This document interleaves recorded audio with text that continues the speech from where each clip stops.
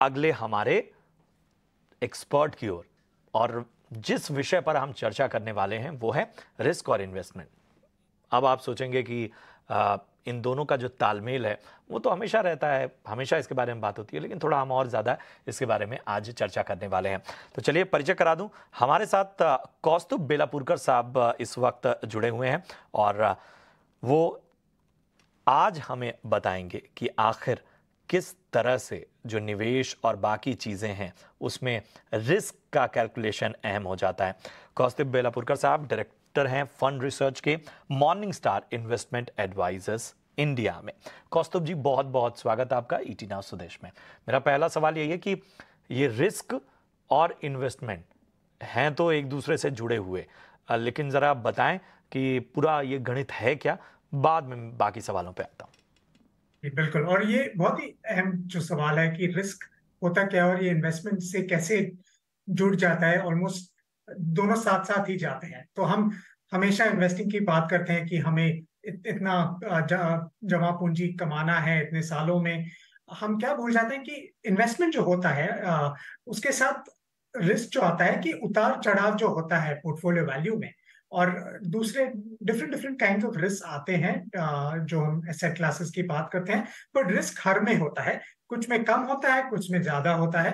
पर जब आप निवेश करेंगे वो रिस्क का आपको हर टाइम आपको याद रखना है कि रिस्क आ सकता है कि बीच में आपका जो रकम आपने निवेश किया है वो ऊपर जा सकती है, नीचे भी जा सकती है। वही रिस्क है कि आपका जो वैल्यू जो आपने निवेश जमा पूंजी अपनी सोची थी कि आप कुछ सालों के बाद पाना चाहेंगे, वो वैल्यू कम हो सकती है। और जो आपने रिटर्न सोचा था उतना शायद नहीं आ पाए, वो सबसे बड़ा रिस्क रहता है। और जैसे मान लो जब आप छोटे समय की बात कर रहे हैं तो रिस्क ज्यादा हो सकता है, जैसे कि इक्विटी इन्वेस्टिंग में। तो वो आपको बहुत अहम है कि आप वो सोच के ही निवेश कीजिएगा। तो रिस्क और इन्वेस्टमेंट साथ साथ जाते हैं, दोनों आपको सोच के आपको अपना पोर्टफोलियो बनाना होता है। तो ये एक परिभाषा हमने आपके सामने रख दी। कौस्तुभ जी, एक बहुत अहम सवाल है। एक है कि मैं इन्वेस्टमेंट और बाकी चीज़ें और रिटर्न आकर्षक देख के मेरे अंदर रिस्क लेने की इच्छा हुई, मेरी ये ख्वाहिश हुई कि साहब मैं तो यहाँ दांव खेल सकता हूँ। और एक होता है कि साहब रिस्क को ज़रा समझ लीजिए, रिस्क जो है वो इन्वेस्टमेंट के साथ उसका तालमेल देख लीजिए। बताएं ये इच्छा होना कितना, किस तरह से इसको देखा जाए और बाकी किन किन बातों का ख्याल रखना चाहिए। जी, ये बहुत ही अहम सवाल है, क्योंकि जब निवेशक सोचते हैं रिस्क, ये दोनों को बाजू में रख के देखना पड़ता है। तो पहले तो आपने जैसे बोला कि रिस्क लेने की इच्छा है, जो हम बोलते हैं विलिंगनेस टू टेक रिस्क। अब ये निवेशक के पे डिपेंड करता है, उनका निवेश का कैसा एक्सपीरियंस रहा है, शायद उनके फैमिली बैकग्राउंड से कि उनके पिताजी या मामा जी या चाचा जी ने उन्होंने निवेश किया है पहले, तो उनका जो एक्सपीरियंस बन जाता है कि कैसे। तो वो इच्छा होती है रिस्क लेने की। आप आजकल तो हाल ही में काफी सोशल मीडिया की वजह से भी काफी पॉपुलर हो गया है काफी एसेट क्लासेस, तो वो इच्छा बन जाती है निवेशक की, मुझे रिस्क लेना है तो मुझे हायर रिटर्न मिल सकता है। और जो दूसरी और बहुत अहम बात है इसमें कि उनकी क्षमता कितनी है, रिस्क जो एबिलिटी है रिस्क लेने की उनके उस निवेशक में कितनी है, और वो कैसे डिसाइड कर पाते हैं। पहले तो उनका निवेश करने का समय कितना है। जितना लंबा समय हुआ उतना आप शॉर्ट टर्म में रिस्क आप शायद ले सकते हैं। वो पहली बात हुई। दूसरी बात हुई आपकी आर्थिक व्यवस्था कैसी है, आपका आर्थिक how is your financial condition. क्योंकि अगर आपका जो पैसा है, आप शायद किसी बहुत महत्वपूर्ण गोल, आप रिटायर्ड हैं और आपको उससे महीने पे के खर्चे निकालने हैं, तो आपका रिस्क लेने की जो क्षमता है वो बहुत कम हो जाती है। तो आपका जो फाइनेंशियल कंडीशन है वो कैसी है, वो बहुत जरूरी है आपकी रिस्क टेकिंग एबिलिटी या क्षमता डिसाइड करने के लिए। और आपके जो गोल्स हैं वो भी डिसाइड करें कि आपका रिस्क टेकिंग एबिलिटी क्या है। तो ये आप अगर डालेंगे दोनों, तो ऐसा होता है कि कभी कभी निवेशक में इच्छा तो बहुत है रिस्क लेने की, पर क्षमता नहीं है। और वो दूसरा भी हो सकता है कि क्षमता बहुत है रिस्क लेने की पर इच्छा नहीं है। तो ये प्लानिंग बहुत जरूरी है कि आप दोनों को एकदम बीच में लाएं, कि आप मैच करें कि जैसी क्षमता है आपकी, आप इच्छा को जोड़ के वैसे निवेश करें। एक आखिरी सवाल, और इसको मैं थोड़ा सा श्रेणियों में बांट देता हूं। एक व्यक्ति है जो रिस्क लेना चाहता है, बेहिसाब रिस्क लेना चाहता है, उसने कैलकुलेशन किया या नहीं किया है, ये सब पीछे की बातें हैं, लेकिन वो रिस्क लेना चाहता है। दूसरा है जो थोड़ा मॉडरेट रहना चाहता है, और तीसरा है जो रिस्क बिल्कुल भी नहीं लेना चाहता। ऐसे लोगों को क्या सलाह होगी?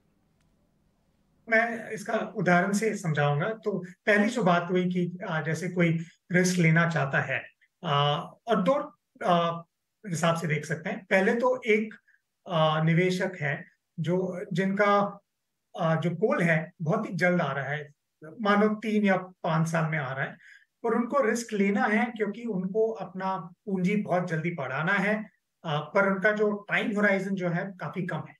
तो उनमें इच्छा तो बहुत है रिस्क लेने की, पर क्षमता काफी कम है क्योंकि उनका टाइम होराइजन कम है। तो जैसे हम रिस्क की बात करते हैं, इक्विटी जो हम बोलते हैं सबसे best long term asset class है, क्योंकि उसके रिटर्न्स काफी अच्छे होते हैं, पर उसका रिस्क भी ज्यादा होता है। तो इस तरह के निवेशक को हम यही बोलेंगे कि आप खाली आपकी इच्छा है, पर आपकी क्षमता बहुत ही कम है, आप रिस्क ना ले, आप कम रिस्क वाले फंड्स में डालें, जैसे फिक्स्ड इनकम हो गया। दूसरे हिसाब में दूसरा जो होता है जिनकी इच्छा बहुत है और उनकी क्षमता भी है, जैसे अभी कोई 20-25 साल का नौजवान है जो अभी काम चालू किया है और उनको अपने रिटायरमेंट के लिए पैसा बचाना है, तो काफी 20-25 साल तक वो पैसा रख सकते हैं। तो उनकी क्षमता भी है और इच्छा भी हो सकती है, क्योंकि वो अभी वो नए निवेशक है और वो रिस्क ले सकते हैं। तो उनको हम बोलेंगे कि जी जरूर आप रिस्क ले लीजिए अपने पोर्टफोलियो में, क्योंकि आपका टाइम होराइजन, आपका गोल काफी आगे के लिए है। अगर आप मध्यम एकदम बीच में देखें, उनकी शायद इतनी रिस्क लेने की क्षमता नहीं है, शायद 30-40 साल कोई है, उनको पैसा बचाना है, बट 10-15 साल है निवेश करने के लिए, क्योंकि शायद रिटायरमेंट या बच्चों की पढ़ाई के लिए पैसा। तो फिर वो ज्यादा बैलेंस्ड पोर्टफोलियो बना सकते हैं, जैसे इक्विटी में डाला पर फिक्स्ड इनकम में भी डाला, और जैसे वो अपने गोल के तरफ बढ़े, वो रिस्क कम करते जाएं। उसका मतलब वो आप इक्विटी से पैसा निकाल के फिक्स्ड इनकम में डालिए, क्योंकि आपको जैसे आप गोल के पास आए, आपके रिस्क लेने की क्षमता कम हो जाती है। और तीसरा जो है, जिसमें हम बोलते हैं कि रिस्क लेने की क्षमता शायद काफी है, पर वो रिस्क नहीं लेना चाहते। और क्योंकि काफी लोग सोचते हैं कि जैसे हम रिटायरमेंट में चले गए हैं तो हमारी रिस्क लेने की क्षमता खत्म हो गई। ये जरूरी नहीं है, और ये बहुत ही इंपॉर्टेंट है समझने के लिए। जैसे एग्जाम्पल देना चाहूंगा, अगर कोई 60 साल के कोई है और उन्हें काफी बड़ी जमा पूंजी कमा ली है अपने करियर के थ्रू, उनके इन्वेस्टमेंट और सेविंग्स के थ्रू, और उदाहरण के हिसाब से अगर उनके पास 10 करोड़ पड़े हैं और उनको सिर्फ इस पैसे से अपने महीने का खर्चा निकालना है, और अज्यूम करते हैं कि उनका महीने का खर्चा कुछ 2-2.5 लाख है, तो साल के 30 लाख का उनका खर्चा है। और वो सोचते हैं कि क्योंकि मैं अभी सीनियर सिटीजन हो गया हूँ, मेरी रिस्क लेने की क्षमता खत्म हो गई है, मैं सब पैसा फिक्स डिपॉजिट या फिक्स इनकम में डाल देता हूँ, जो मुझे 6-6.5% कमा सकता है। बट एक्चुअली अगर आप देखें, उनकी क्षमता काफी ज्यादा है, क्योंकि उनका जो रिक्वायरमेंट है सिर्फ 30 लाख साल का है। तो अगर वो उस 10 करोड़ से 5 करोड़ ऐसे सेफ लेस रिस्की इन्वेस्टमेंट में डाले, जो उनका विदाउट वेरी लिटिल रिस्क वो 30 लाख कमा पाए, तो उस पोर्शन ऑफ द पोर्टफोलियो पे रिस्क लेने की जरूरत नहीं है।